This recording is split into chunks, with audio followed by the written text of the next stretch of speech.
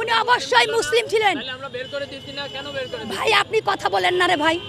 হ্যাঁ আপনারা এই দেখেন দেখেন ও একটা ছোট্ট বাচ্চা, ও কথা বলার জন্য কি পারে?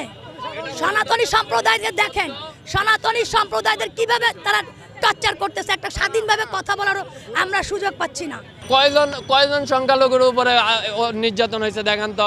100 জন 1000 জন মুসলিমেরা বাইর করে দেওয়া হয়েছে, সবগুলো আওয়ামী লীগের এমপি মন্ত্রী। আমি নাম ধরে বলতে পারবো, ঠিক আছে? আমি যাইয়া 5 তারিখের পরে যে যাইয়া দুর্নীতি দমন কমিশনের চেয়ারম্যানের নামে মামলা করে দিলাম। ওই শালা আমার কুমিল্লা ছিল, আমার বাড়ি কুমিল্লা, ওর বাড়ি কুমিল্লা। আমি যাইয়া ওর বিরুদ্ধে মামলা করে দিয়েছি। কেন মামলা করছি? আমি কি দেখছি ও কি হিন্দু না মুসলিম? ওটা তো দেখি নাই। দেখছি সে অন্যায় করছে, 11,000 লাখ কোটি টাকা আমার দেশ থেকে পাচার হয়েছে, এর জন্য সে দায়।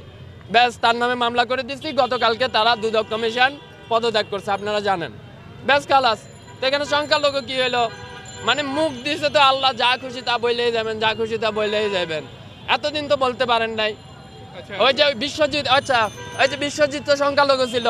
বিশ্বজিতের যখন আওয়ামী লীগের পোলাবেন রাস্তায় পালাইয়া কোবাইতেছিল, আর বিশ্বজিৎ যখন বলতেছিল ভাই আমি মুসলিম না আমি হিন্দু, ফ্যানটা খুইলা দিই তোমার দেখাই আমি হিন্দু, তখন আপনাকেও এরকম দরদ কইছিল।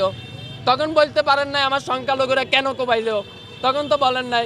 কেননা তখন আপনার মা ছিল শেখ হাসিনা, তার পোলারা হচ্ছে কোবাইছে, এর লাগে আপনি কিছু বলতে পারেন নাই।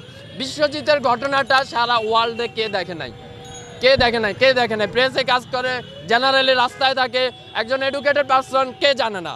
Everyone know that. বিশ্বজিতের ঘটনা, সে হিন্দু ছিল, তারে বলতেছে যে আপনি শিবির করেন।